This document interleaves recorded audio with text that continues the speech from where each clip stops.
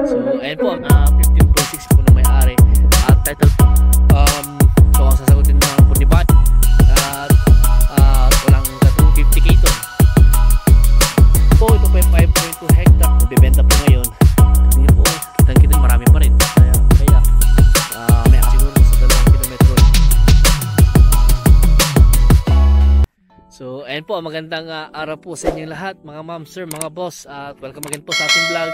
So for today's episode po natin, andito pa rin po tayo sa bayan ng San Jose City, Nueva Ecija, at pangalawang lote na po itong titignan natin sa oras nito, sa araw na ito. So ito naman po ay 5 hectare po siya, 5.2 hectares na mango farm po. So ito po, mango farm po siya, nasa 500 po more or less yung kanyang puno, at ang maganda po dito ay mga bata pa po yung kanyang mga mangga. At ang presyo ng property nito ay 300 per square meter, no?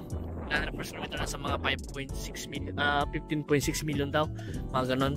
So ito nga po ay meron po siyang right of way, pero ito po ay sanat na po, talagang inayos po ng may-ari. At title property po ito, 2 titles TCT daw po ito, ayon po sa source po namin. At mga ilang metro lang po ang layo po niya sa National Highway. Ayan po yung National Highway. So mga nasa mga half, sabihin natin half to 1 kilometer siguro, boss, no? Mga 1 kilometer more or less po. So tara, pasok natin itong property nito. At dito po sa ano po niya, may mga bundok po dyan, bulubundukin po yan. South po yata ng Caraballo Mountain yata to. Ayan. So maganda po yung view niya dito, at may power line na andyan po. Source of water po nito ay yung deep well. Sa ngayon po ay ongoing po yung pag-spray po nila ng mangga. Ayan, sa 500 na puno, talagang maraming ano yan. Ayan. At yun nga po ay ano pa, nasa mga 7 kilometers po siguro ang layo po niya sa town proper ng San Jose. Pag pupunta nyo po ito, mas maganda po siguro is either pwede kayo Magpura o kaya Victoria, pwede rin pong Sisilex via Cabanatuan. Ayan po, pwede po kayo dumaan po dyan kung galing po kayo ng Maynila o dyan sa south po. So doon na po.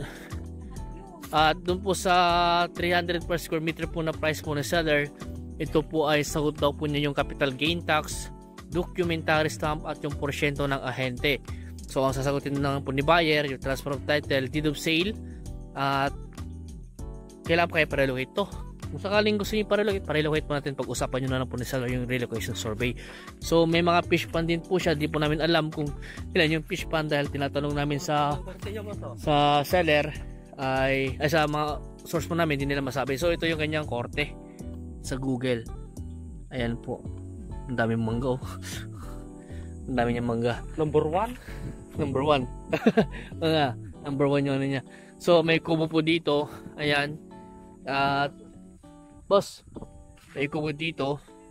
Bahay yan, boss, hindi ako. Bahay, sige, bahay na to. Bahay yan, o kaya imbakan nila ng mga gamit nila.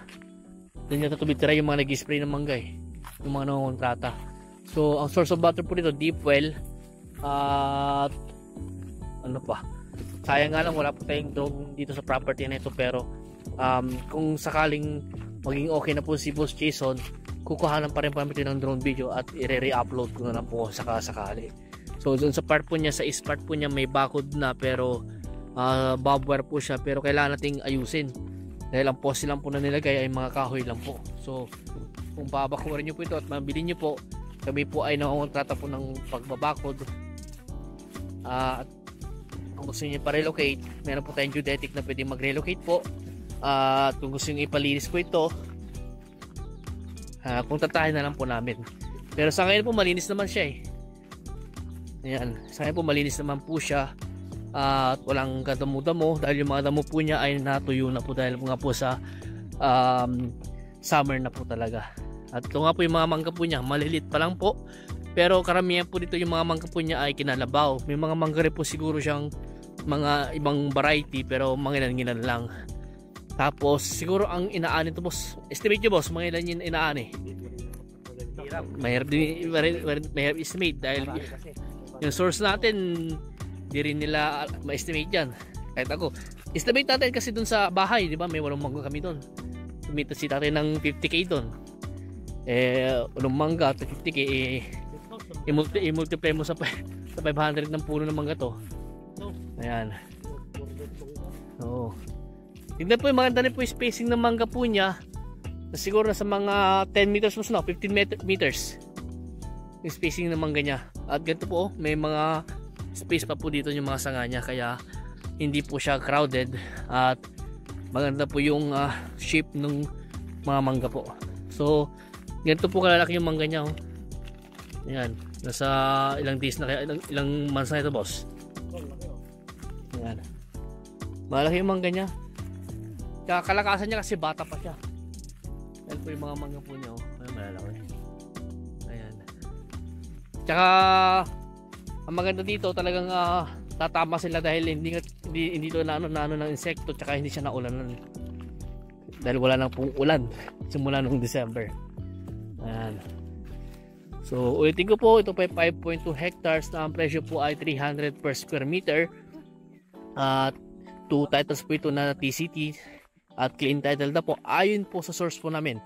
At hindi lang po namin natanong kung ito ay tax updated. Pero sure, tax updated siguro to dahil sabi po ng source po namin na i-transfer na daw po yung pangalan po nito sa nagbebenta po ngayon. At pinalinis na daw po niya ayon po sa source po namin. Ayan. So manggahan. Ganda ng mga spacing ng mangga niya. At mga bata pa yung mangga. At tignan niyo po, kitang-kita niyo po yung balot po niya kung gaano karami po yung nabalutan. Pero may mga mangga pa po na hindi pa nila nabalutan. So it means talagang yung nabalutan pa lang marami na. Tsaka yung hindi pa nabalutan marami pa rin. Kaya marami po siyang maani po dito. Ayan. Ang alam ko yata ang hatian daw nila nasa 60-40 ayon po source po namin. 60-40 daw po yung hatian. 60% po sa contractor at 40% daw po sa may-ari. Yun po ang sabi po sa amin nung source po namin. So ito, malinis po siya dahil yun nga po, wala siyang kadamo-damo dahil natuyo na po. Tsaka malapit lang po sa town proper, mga 7 kilometers lang po o baka wala pa. Tapos sa highway malapit lang. Ayan. Pwede rin kayo mag-exit ng pwede rin kayo mag-exit ng Carmen, dadaan ng Balongaw, Umingan, Lupao, San Jose na po. Ito po ay malapit na rin po ito sa bayan po ng Lupao.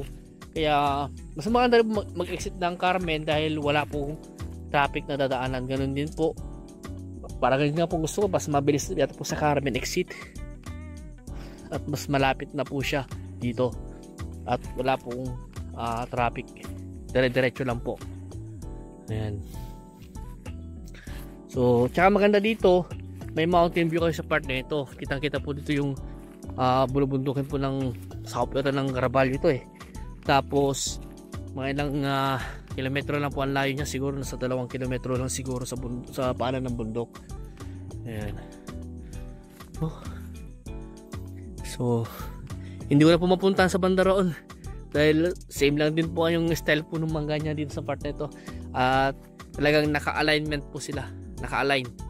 1, 2, 3, 4, 5, 6, 7, 8, 9, 10, mga 11 yata na irela po ng mangga, ulay ng mangga po.